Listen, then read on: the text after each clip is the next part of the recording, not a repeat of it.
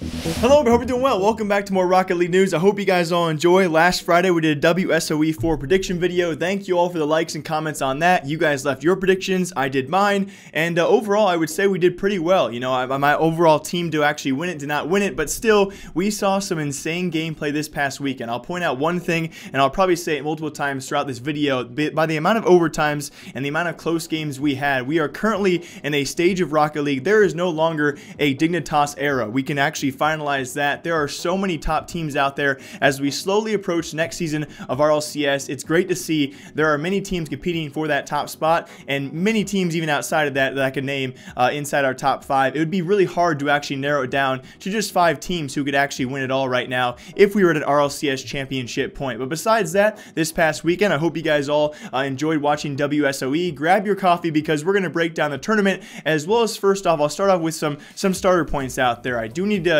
show you guys a clip as well. If you guys did watch the playoffs, it was actually a semifinal matchup between Flipside and Cloud9. I'm sorry if I spoiled that. I probably should have left that for the back half of the episode, but spoiler alert, both those teams made a semifinal matchup. It was actually Flipside dominantly in the lead. At the point in time, it was actually 3-1. They were about to enter Game 5 when admins actually did concur Game 1 overtime would be replayed due to a leg spike. I'll show you guys that leg spike right now.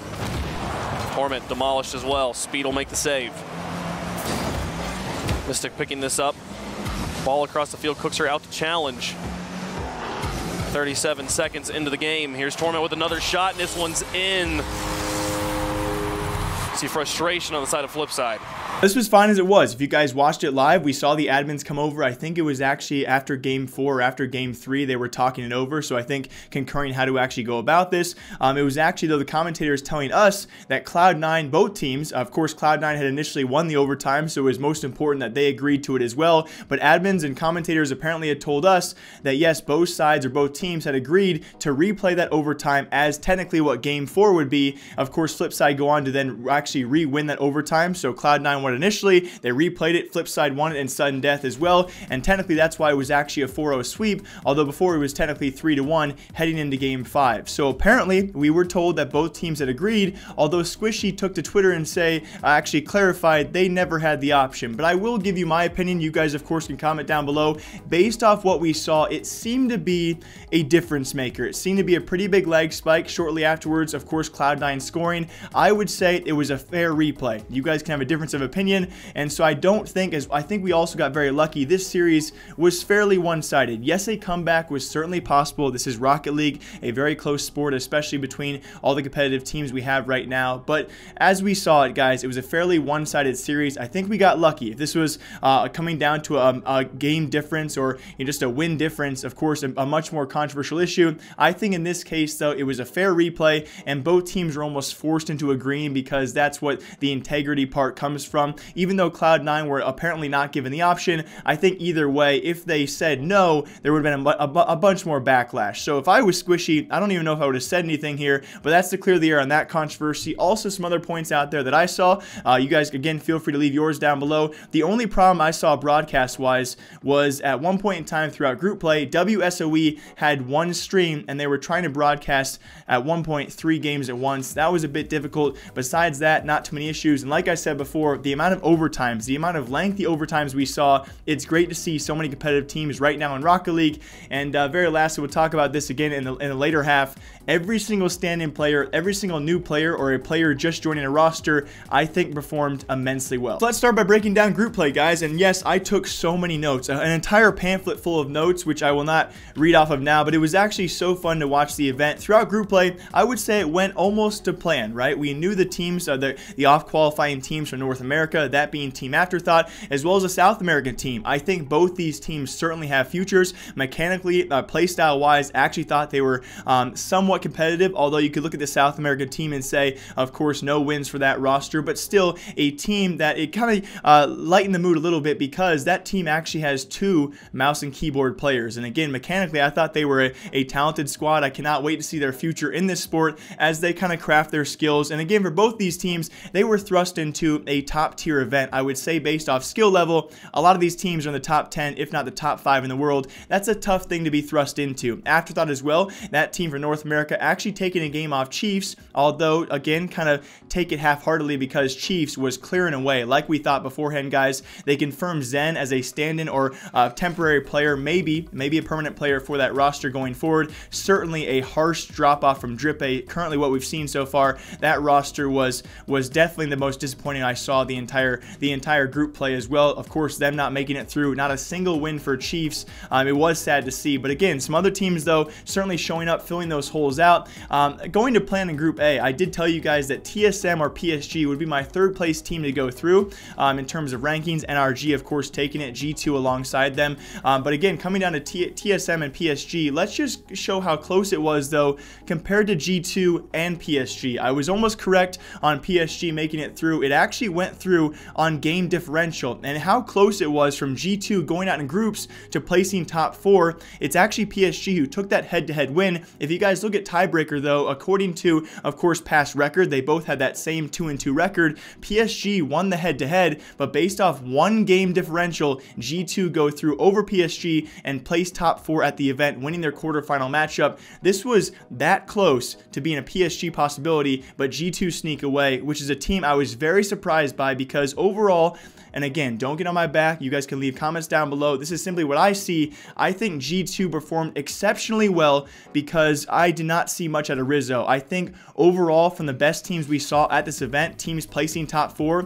G2 suffered the most from Rizzo being virtually non-existent throughout much of group play and throughout, I would say, most of the playoffs matches that I saw. And that's what makes it all the more impressive. These guys took down Dignitas. Now, again, I said it before, I'll say it for the third time now, especially throughout playoffs, we saw a fair number of overtime games, which goes to show you based off scoreboard, these matchups, in my opinion, were a lot closer than the scoreboard did show. That being the G2 Dignitas matchup, especially G2 take them down, but I think their weakness, especially in Rizzo, although he shows up in the game 5, I know the term slips around, I think NRG took full advantage of that. That's what set NRG to the finals. And alongside that, of course, in lower bracket, the matchup we wanted, the matchup between the two teams I projected to have the highest chance to actually win this. Going into this, probably 2 of your top 3 teams in the world, that being TSM, formerly WDG, and that being Cloud9. But Cloud9, I would say, a fairly one-sided series here, guys, getting revenge from E-League, and they actually take full advantage of that against TSM. I will say, though, TSM did surprise me in one circumstance. I feel like they focused more on their defense. They did not actually lack too much defensively in most of their games, although what they made up for defensively, they kind of fell off in terms of offense. They had plenty of shots, plenty of shooting opportunities. We saw this throughout group play as well. Ignite had plenty of opportunities to actually score. A lot of these shots just not landing, and I think that's what cost them their series here against Cloud9, if I'm being fully honest. Of course, then we go into lower bracket final as well, that being Flipside and Cloud9. Like we talked about earlier, guys, I think of all the series and playoffs, this was probably the most one-sided matchup. Flipside win off that game 4 replay overtime from game 1, but Flipside doing what Flipside does with this new roster, I think is the most exciting thing to talk about right now. I would love to see what you guys think about this. Will this roster keep speed? Because he well deserves the MVP for carrying this lineup. I think the entire lineup performed exceptionally well. I think it was Mystic throughout group play. I think Cookster showed up when he needs to in playoffs, but all in all, throughout the entire thing, offensively, it was speed out of nowhere, time and time again, surprising us with goals on goals on goals, and Flipside playing very well together. Remember, this lineup was actually scrimming together for quite some time with speed before they signed him as a temporary stand-in, and that showed every single series in this series against Cloud9. I believe every single game they started with a 1-goal lead, they kept that lead and they secured that game. They look so impressive, and of course in the finals they continue to show, guys, the snowball effect, the momentum of this team, and that led them to victory against NRG in the finals. Still though, I think certainly your two best teams performing wise made the finals. NRG looking astoundingly well on top of that, but it just Flipside, guys, carrying that momentum and speed, carrying these guys to a victory here. But so many great things I saw throughout the entire event. I think in terms of new players as well as stand-in players, Yukio still performed very well. That guy has been thrust into a very confusing and sometimes awkward role for that roster. I think certainly is still strong pickup for, of course, Dignitas. Did he fit that role perfectly this tournament? Certainly not, but still, in my opinion, an impressive performance. Alongside that, when it comes to G2's roster, it was Chicago. The MVP for me, guys. Of course, having JNaps there as a great backup, but those two guys certainly carried Rizzo, in my opinion,